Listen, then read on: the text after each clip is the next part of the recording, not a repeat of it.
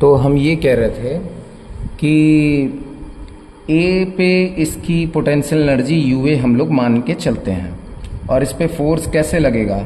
ये जो close loop हमने सपोज करा है कि मान लिया कि क्लोज लूप बनाती है इलेक्ट्रिक फील्ड लाइन, तो फोर्स कितना लगेगा, F equal to Q into E. तो अगर ये कुछ डिस्टेंस मान लो यहाँ से यहाँ तक अगर चला, डी आर डिस्टेंस ट्रेवल किया, तो डी डब्ल्यू छोटा सा वर्क कितना हो जाएगा, फोर्स इंटू ये डिस्टेंस। और ये जो फोर्स इंटू डिस्टेंस इसने कवर करा छोटा सा, तो छोटा सा जो वर्क आया वो जीरो के बराबर तो नहीं है, कुछ तो पॉजिटिव वर्क है, कुछ तो पॉजिटिव वर्क है। तो उस पॉजिटिव वर्क के कारण क्या हो जाएगा, पोटेंशियल एनर्जी का चेंज कैसा रहेगा, नेगेटिव, यानी कि पोटेंशियल एनर्जी और कम हो जाएगी, जो पहले थी उससे कम हो जाएगी। जितना ज़्यादा पॉजिटिव वर्क करेगा पोटेंशियल एनर्जी उतनी कम होती जाएगी। तो मान लो ए से और ये आते आते चलते चलते बी तक आ गया, यानी इतना सारा काम किया इसने, तो बी तक अगर ये चल के आ गया तो इसने और ज़्यादा काम किया होगा, ठीक है। तो और ज़्यादा काम किया तो पोटेंशियल एनर्जी, यानी और पॉजिटिव वर्क किया तो पोटेंशियल एनर्जी और कम हो गई होगी, तो यू बी मान लेते हैं। फिर ये चलते चलते सी तक आ गया, क्योंकि फोर्स तो अभी भी लग रहा है भाई, यहाँ इलेक्ट्रिक फील्ड है और यहाँ से यहाँ तक ये डिस्टेंस ट्रेवल कर रहा है, तो फोर्स इनटू डिस्प्लेसमेंट करोगे तो वर्क तो आएगा ना। और कैसा वर्क आएगा, पॉजिटिव वर्क। और पॉजिटिव वर्क क्या करता है, कैसा चेंज करता है पोटेंशियल एनर्जी में, नेगेटिव का। कंजर्वेटिव फोर्स के लिए यही पढ़े हो ना, नेगेटिव का चेंज करता है, यानी जितना ज़्यादा पॉजिटिव वर्क करोगे पोटेंशियल एनर्जी उतनी घटती जाएगी। सपोज दैट कि ये पहले 1000 जूल थी, तो फिर यहाँ पे मान लो 900 जूल बच गई, फिर और 800 हो गई, 600 हो गई, 400 हो गई, ऐसे घटती चली जाएगी जितना ज़्यादा वर्क करते जाओगे। और सपोज करो घूमते घूमते तुम वापस उसी पॉइंट पे आ गए, और अब तुम्हारी इस रूल के अकॉर्डिंग अब नई एनर्जी जो आ गई है पोटेंशियल, वो कितनी आ गई, U1 आ गई, U1 आ गई। तो अब ये तो बड़ा गजब सी बात हो गई कि सेम ही पॉइंट पे हम पहुंच गए, और वर्क डन के फॉर्मूले को अगर देखते जाएं तो उस हिसाब से तो एनर्जी घटते घटते घटते घटते उसी सेम पॉइंट के लिए पहले एनर्जी लिखी गई UA, और अब मैं लिख रहा हूं कि हाँ when reach at same point A, तो फिर से एनर्जी कितनी हो गई, U1 होगी घट के। तो इसका मतलब कि पहले एनर्जी UA थी और अब एनर्जी घट के U1 हो गई, ये संभव है, ये संभव है ही नहीं। क्योंकि अभी थोड़े देर पहले हम लोग सीखे थे कि कंजर्वेटिव फोर्स के लिए सेम पॉइंट पे जो वर्क डन होता है वो सेम ही डिफाइन होता है, यानी जो पोटेंशियल एनर्जी होती है उसकी वजह से वो सेम ही होती है। जबकि ये क्या कह रहा है कि इतना सारा वर्क करते गए कि तुम्हारा सेम पॉइंट पे है तो पोटेंशियल एनर्जी कम हो गई। तो इसका मतलब क्या है, और ये भी देख रहे हो कि इसका मतलब पोटेंशियल एनर्जी कम हो रहा है तो मतलब वर्क पॉजिटिव हो रहा है, यानी वर्क पॉजिटिव हो रहा है, इसका मतलब ये क्या कर रहा है, काइनेटिक एनर्जी गेन कर रहा है, और बिना किसी एक्सटर्नल फोर्स के। कोई एक्सटर्नल फोर्स तो यहाँ है नहीं, तो इसका मतलब ये कंजर्वेशन ऑफ एनर्जी के रूल को भी क्या कर रहा है, फॉलो नहीं कर रहा है, ठीक है। तो इसी वजह से हमारा क्या हो जाएगा, जो एजम्पशन है वो कॉन्ट्राडिक्ट कर गया। तो अब यहीं पे हम लिखेंगे कि we know that for same point potential energy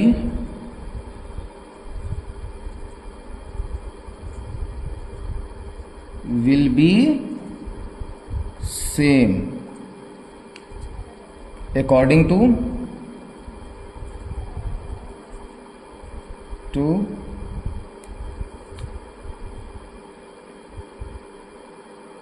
rule of conservative force. क्योंकि कंजर्वेटिव कहता है कि हम सिर्फ पोजीशन पे डिपेंड करते हैं, अगर सेम ही पोजीशन पे जब जब ले आओगे तो हम काम भी उतना ही करेंगे और पोटेंशियल एनर्जी में चेंज भी सेम ही करेंगे, यानी कि सेम ही एनर्जी हमारे पास रहेगी। समझ में आया। लेकिन ये जो एजम्पशन हमने लिया झूठा मूठा का कि हाँ चलो मान लिया 2 मिनट के लिए कि क्लोज लूप बनाएगा, उसके हिसाब से एनर्जी कम होती गई, क्योंकि वर्क डन कैसा होता गया, पॉजिटिव। एनर्जी कम होते होते फिर से उसी पॉइंट पे पहुंचे, तो अब एनर्जी घट के कितनी रह गई, U1, यानी U1 क्या हो गई, U1 इज, है ना। तो यहाँ क्या लिखा, will be same according to rule conservative force, but from our assumption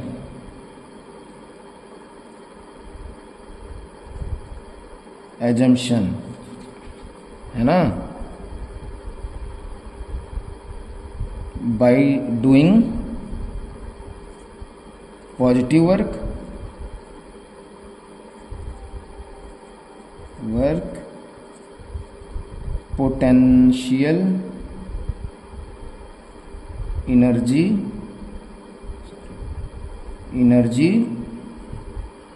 decreasing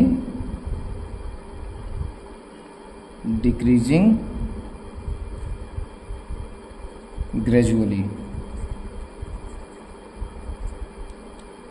and on same point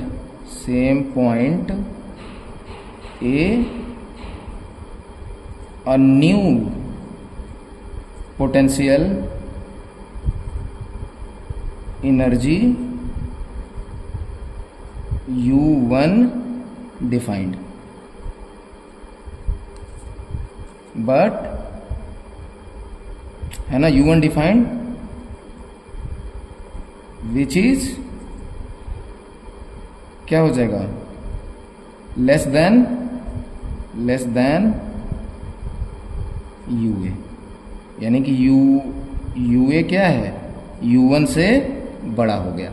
जबकि सेम ही पॉइंट पे अगर ये कितना भी घूम घाम के आए हैं तो क्लोज लूप में ये कह रहा है कि क्लोज लूप में अगर ये घूम घाम के कहीं से भी आए इधर उधर से दौड़ के और उसी जगह पे पहुंच जाएं तो हम जितनी बार ये आएंगे उतनी बार बोलेंगे कि उतनी ही एनर्जी है।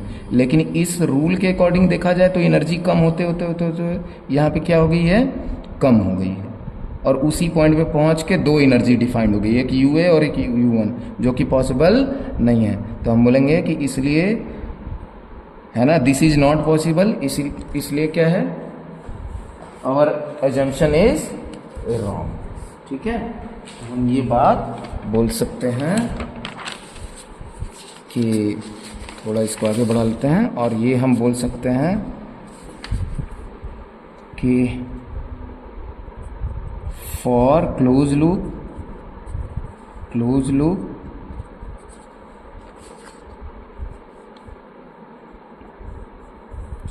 Work done by conservative force is equal to क्या होता है, जीरो। क्यों जीरो होता है,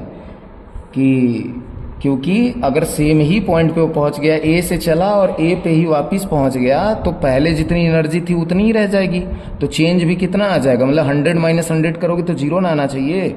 लेकिन ये क्या बोल रहा है, ये बोल रहा है कि अब तो WC क्या हो गया, बाई एजम्पशन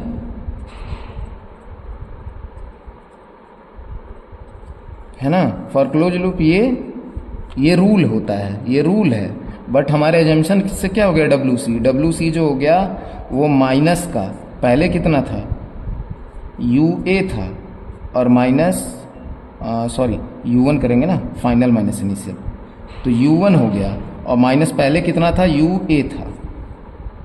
तो ये वैल्यू तो कुछ क्या निकल के आई, तो ये WC तो क्या हो गई, not equal to zero. Therefore our assumption will be wrong। ठीक है, इसलिए हमारा assumption क्या है, wrong है। तो क्या सही बात है, hence electric field lines not form closed loops वो नहीं बनाती हैं। देखिए, अब इसमें घबराने की बात नहीं है कि हो सकता है कि ये क्वेश्चन बोर्ड में बस 1 नंबर का आए तो हम इतना सारा कुछ लिखेंगे। क्या इतना सारा कुछ भी नहीं लिखना है आपको, बस समझना था, थोड़ा कॉन्सेप्ट को डाइजेस्ट करना था। आपको तो बस सीधे सीधे एक लाइन लिखना है। एक लाइन क्या लिखना है कि electrostatic force is a conservative force and work done by conservative force in close loop will be zero, but if electric field lines form a closed loop then work done by conservative force will not be zero।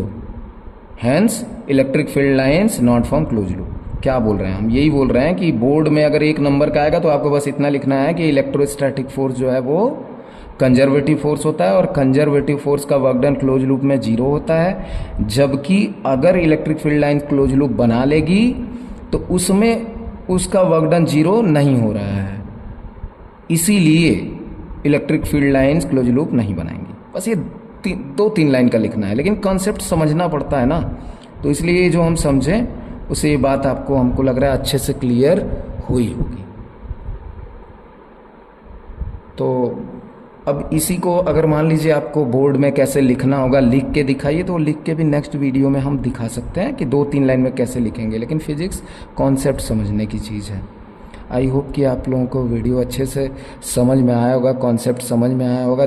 2 बार 3 बार इस चीज़ को देखिए, खुद से भी थोड़ा मंथन करिए कि क्या चीज़ें हैं, तो आपको फिजिक्स से धीरे धीरे एक लगाव सा हो जाएगा। ठीक है, for next video please like share and subscribe.